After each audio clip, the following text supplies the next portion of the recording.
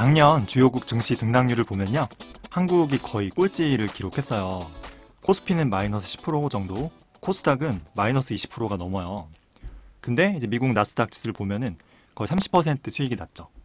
근데 달러 가치가 많이 올랐잖아요. 그래서 환율 효과까지 고려하면은 이제 1년에 거의 40%가 넘는 엄청난 수익을 기록했습니다. 그래서 연초에 만약에 1억을 투자한 사람이 있다 그러면은 미국 주식에 투자한 사람은 이제 1억 4천이 된 거고요. 코스피에 투자한 사람은 이제 9천만 원이 된 거고, 코스닥에 투자한 사람은 8천만 원도 안 되는 거예요. 그러니까 1년 사이에 자산의 격차가 너무 많이 벌어진 거죠. 한국의 부동산도 사실 작년에 별 재미가 없었어요. 그러니까 강남이나 뭐 주요 특정 지역은 좀 가격이 올랐지만 이제 거래량이 좀 많이 부족했고요. 그리고 수익률도 뭐 그렇게 많이 오르진 않았죠. 특히 지방 같은 경우는 오히려 좀 참담한 수준이었죠. 이 부동산은 잘 생각해야 되는 게, 이 값이 올랐다고 하더라도 우리나라 이 원화 가치가 달러 대비 한 12에서 13% 떨어졌거든요. 그러면 원화 기준으로는 오른 건데 달러 기준으로 보면은 이게 오히려 자산 손실이 발생한 곳이 아마 많을 거예요. 그래서 작년을 보면은 부동산도 별로 안 좋았고 국내 주식도 별로 안 좋았고요. 이 미국 주식만 투자한 사람이 좀 많이 이익을 봤죠. 이게 꼭 작년만 그런 거 아니고요. 사실 5년, 10년 정도 이 장기적으로 봐도요, 이제 국내 자산보다 이 미국 자산 성과가 훨씬 좋았어요. 그래서 이 국내에서 자꾸 돈이 이 미국 쪽으로 빠져나가서 이런 해외에 투자하는 사람들이 이 환율 자꾸 상승하는 이런 거의 주범이고, 이런 국내 부동산 시장이랑 국내 증시를 침체시키는, 어떻게 보면 좀 매국노라는 그런 이야기까지 있더라고요. 그래서 우리 즉 국내 자산에서 이거를 팔아서 이게 해외 쪽으로 옮겨가는 이런 자금의 규모가 정말 우리나라 경제를 뒤흔들 정도로 엄청난 정도일까요? 그리고 국내 주식이랑 부동산을 팔고 해외로 넘어가는 이런 투자자들이 대표적으로 저죠. 진짜 매국노인지 한번 팩트를 한번 볼게요. 얘는 이제 2023년 기준으로 우리 국민 대차대조 표예요. 한국은행에서 발표한 자료고요. 이제 23년 기준으로 해서 우리 국민들의 총 순자산은 2경 3천조예요. 뭐 이 수치가 어마어마해서 감이 안 오죠. 근데 작년 말 기준으로 우리 개인 투자자들의 이 미국 주식 보관액은 1121억 달러예요. 그러니까 이거를 1450원 환율로 계산하면은 한 원화로 160조 원 정도 되거든요. 그러면은 이 국민 순자산 대비해서 우리 국민들의 미국 주식 투자액은 한 0.7% 정도 되는 거예요. 그러니까 이 아직 0.7%인데 이게 막 국가 경제를 흔들 정도의 대단한 규모는 사실 아니잖아요. 그래서 막 너도 나도 막 미국 주식 투자해서 돈 번 것 같은데, 사실 진짜 의미 있게 좀 큰 비중으로 투자하는 사람은 너무 적은 거예요. 1%도 안 되니까. 그럼 우리 국민들의 이 돈은 도대체 어디에 있는 걸까요? 그래서 이거 항목도 봤는데 건설 자산이랑 토지 자산이 대부분 몰려 있어요. 즉 땅이랑 건물이죠. 부동산이죠, 부동산. 그래서 이 둘을 합치면은 이제 거의 1경 9천조 정도 되는데요. 이거는 국민 순자산의 거의 한 84% 정도 됩니다. 참고로 전세금도 꽤 크잖아요. 근데 이 전세금은 이 부동산에 포함되어 있지 않고요. 여기 금융자산에 포함되어 있어요. 그래서 이 전세금까지 하면은 사실 84%가 아니고 거의 뭐 90% 이상 될 수도 있겠죠. 그래서 한국은 이 국부를 정말 이 부동산에만 몰빵한 게 맞긴 해요. 이건 팩트예요. 이 한국의 부동산 이 1경 9천조를 만약에 이 돈으로 애플이 시총이 5천조거든요. 그러니까 한국의 부동산으로 애플도 한 4개 정도 살 수 있고요. 뭐 애플이랑 마이크로소프트, 구글, 메타, 테슬라, 브로드컴까지 이 6개 기업을 한 번에 살 수도 있어요. 그래서 우리나라 부동산이랑 이 기업을 이제 미국 보고 바꾸자고 하면 당연히 안 바꾸겠죠. 그래서 우리나라 부동산이 이 평가 금액으로는 엄청나잖아요.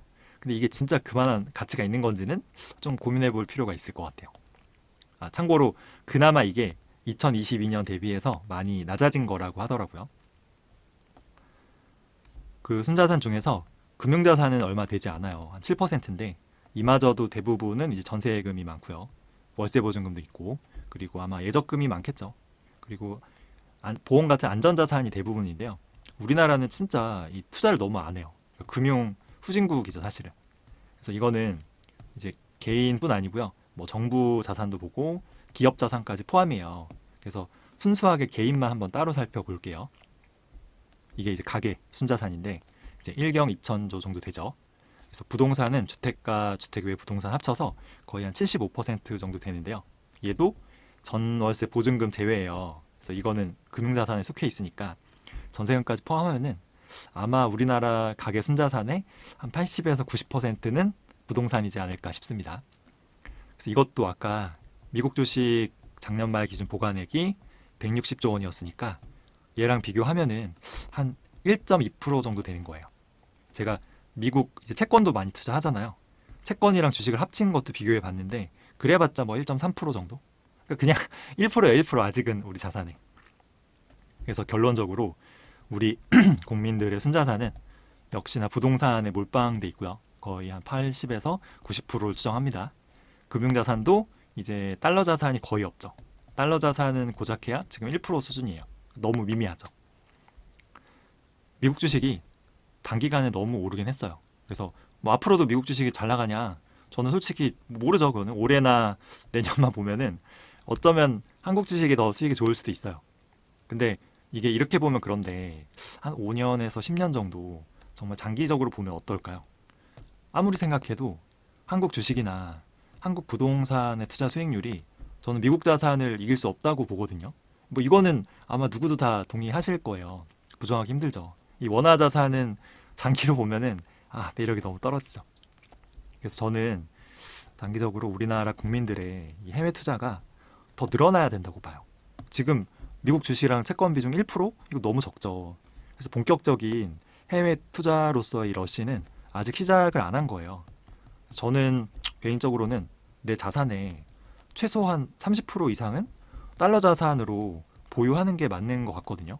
물론 지금 달러 자산이 없는 분이 원화 자산 다 팔고 달러 자산 넘어오는 건 진짜 아니죠. 지금은 부담이 있지만 한 10년 이상 장기적으로 조금씩 천천히 꾸준히 적립식으로 자산 배분하면 되잖아요. 그래서 저는 장기적으로는 이렇게 옮기는 게 맞다고 보는데 뭐 저는 뭐 자산의 80%가 달러 자산이니까. 근데 이렇게 돈이 계속 국내에서 이제 해외 쪽으로 빠져나가면은 기존의 국내 주식이나 국내 채권이나 국내 부동산 같은 자산 시장에 충격이 오겠죠. 그죠? 근데 이건 어쩔 수 없는 것 같아요.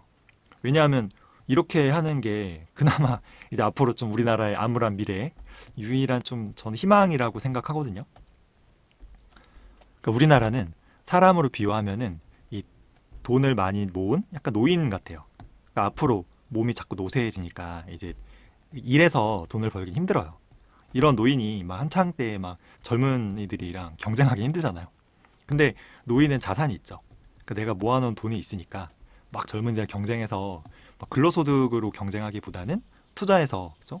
투자해서 자본소득을 얻는 게 좀 더 현명한 거예요. 그래서 우리나라 가계 순자산만 1경 2천조인데 여기에 한 10%만 우량한 해외 자산에 잘 투자해서요. 연평균 10% 수익을 만약에 달러로 벌어온다?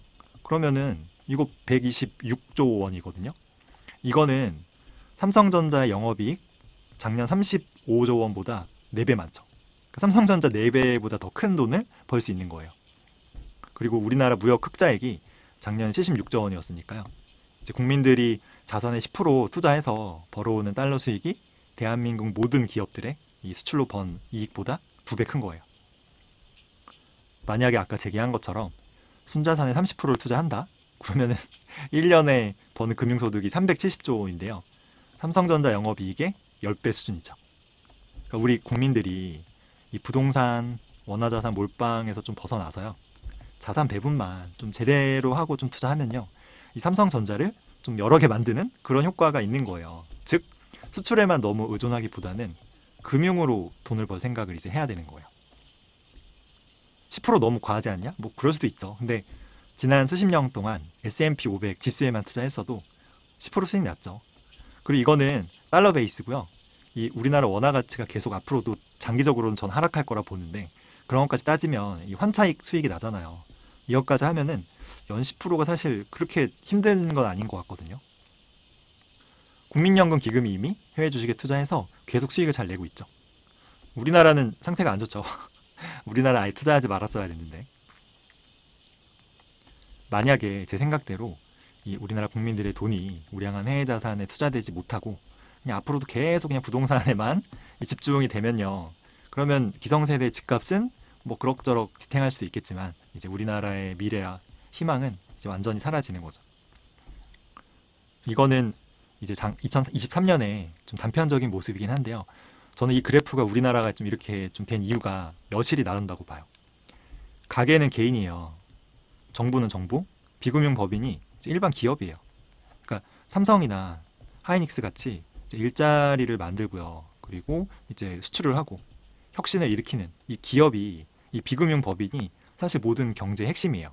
그래서 이 기업이 잘 돼서 부가가치를 창출하면요, 개인들한테 급여도 주고 하청업체에 돈도 주고 그리고 정부한테 세금도 내죠. 그럼 이 개인은 받은 돈으로 소비도 하고, 그쵸? 주식에도 투자하고 벤처 투자도 하고, 그렇게 또 기업한테 돈이 가고, 정부도 세금 거둔 돈으로 기업이 잘 일할 수 있도록 인프라도 깔아주고, 이렇게 돈이 도는 게 이게 바로 경제거든요. 근데 우리는 이제 그동안 이제 기업들이 돈을 그래 잘 벌었잖아요, 수출로. 이 돈이 무조건 다 그냥 부동산으로만 빨려 들어갔어요. 그래서 부동산의 90% 몰빵이 된 거예요. 그러니까 개인들이 돈을 벌면 소비를 좀 해야 되는데 소비를 너무 안 해요, 우리나라는. 그리고 다 이제 부동산 그냥 연끌 하잖아요. 그러다 보니까 대출 갚느라 또 소비를 못 하고. 정부도 국민 순자산의 90%가 부동산이다, 이거 하락하면 난리 나는 거예요. 그러니까 계속 부양하는 데 돈을 쓰고 대출해 주는데 계속 돈을 쓰는 거예요. 이 2023년만 보면은 제일 중요한 이 비금융 법인 기업들은 오히려 돈이 줄었죠. 돈이 없어졌어요. 가게랑 정부는 돈이 많이 늘어났죠. 이 돈을 어디다 썼을까요? 이거 금융법인을 보면 알 수 있어요. 얘네가 은행이에요. 은행만 돈을 17% 미친 듯이 많이 벌었죠. 이거 다 부동산 대출해줬기 때문이에요. 그쵸? 이 돈은 다 외국인한테 배당으로 또 나가겠죠. 그러니까 물론 이거는 2023년 딱 한 해의 그래프긴 하지만 아마 누구도 아마 이걸 보면은 그냥 지난 수십 년간 이렇게 흘러왔겠구나 짐작할 수 있는 거죠. 그래서 우리나라의 저는 유일한 미래 희망, 이 부동산으로 그동안 그냥 편중돼 있던 이런 돈들이 좀 더 성장성 있고요, 좀 더 우량한, 특히 뭐 AI 같은 거, 우리 너무 뒤쳐져 있잖아요. 이런 해외 자산에 좀 잘 투자해서 막 우리끼리 아파트 사고 팔면서 뻥튀기 된 이런 원화 자산이 아니고요, 실제로 제대로 된 달러를 이제 벌어오는 거, 이게 그나마 저는 희망이 있지 않을까. 솔직히 미국 주식에 투자해서요, 이 수익을 내고 이 배당을 받는 사람들은, 해외 투자자는 매국노 아닙니다. 진짜 이거는 애국자예요, 애국자. 달러 벌어오는 애국자죠. 그래서 우리나라의 장기적인 미래를 위해서면은 이렇게 해외 투자에 대해서 욕할 게 아니고요, 더 장려해야 돼요. 혜택도 많이 줘야죠. 근데 지금 실상은 해외 투자만 제일 찬밥 신세예요. 왜냐하면 이제 국장에 투자하면은 이제 50억까지 비과세거든요. 내가 투자해서 수십억 수익이 나도 이거 세금 한 푼도 안 내요. 부동산도 12억 이상의 고가만 아니면은 내가 1주택자다, 그러면 사실상 비과세죠. 얘도 수억 원 세금 안 내요. 근데 심지어 코인도 비과세죠. 세금 없는데, 해외 주식은 1년에 250만만 넣으면은 얄짤없이 세금 내야 되잖아요. 이게 뭐 10년 장기 투자한다고 혜택도 없어요. 개인적으로는 저는 이제 미국 주식이나 해외 주식에 투자할 때 이 좀 건전하게 장기 투자에 대해서 좀 세금 혜택이 있었으면 좋겠어요. 이 미국은 있거든요. 이게 투기 목적으로 막 빈번하게 막 거래하는 거랑 건전하게 10년 장기 투자하는 거랑 세금이 똑같잖아요. 그러니까 이게 막 세배 레버리지랑 막 인버스로 막 수시로 사팔사팔하는 사람들이 생겨나는 거예요. 또 배당에 대한 세금도 줄여줘야 돼요.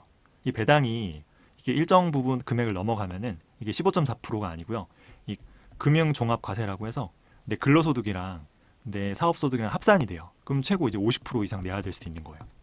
그리고 이 건강보험료도 은근 부담돼요. 배당이 커지면은 앞으로 얘가 엄청 부담이 될 거거든요. 제가 예전에 건대에 살 때 이제 집주인 할머니가 있었는데요. 이분은 이제 20억 시가 이제 다세주택을 소유한 부자죠. 근데 현금 흐름이 없어요. 당장 쓸 돈이 없다 보니까 부자지만 돈을 한 푼도 안 쓰려고 해요. 그래서 막 새벽에 20억 부자가요, 폐지 주우러 다녀요. 그러니까 이런 분만 한국에 있으면은 이게 내수 경제가 당연히 돌아가지가 않죠. 그래서 이 배당이나 해외 투자에 대한 이 세금 부담을 좀 줄여주면은 이렇게 부동산에만 몰빵한 분들이 뭐 미국 배당주나 혹은 미국 채권, 지금 미국 채권도 5% 주는 거 아시죠? 그리고 리츠도 5% 이상 주는 미국 리츠 많거든요. 그럼 이런 데 투자해서 이런 달러 배당으로 이제 소비도 하고, 그쵸? 그럼 우리 내수시장도 살아날 수 있잖아요. 물론 제가 이 할머니 분한테 집 파시고 좀 이제 편하게 사시라 했다가 이제 완전 욕을 먹었죠. 뭔 소리냐. 자식한테 집 물려줘야 되는데. 그래서 좀 지금 어르신들은 힘들 것 같기도 해요. 이게 또 현실적으로 이제 해외 투자에 대해 좀 장려하는 게 어려운 게 이제 모든 부가 지금 부동산에 쏠려 있잖아요. 근데 여기서 돈을 빼서 야 해외로 가라고?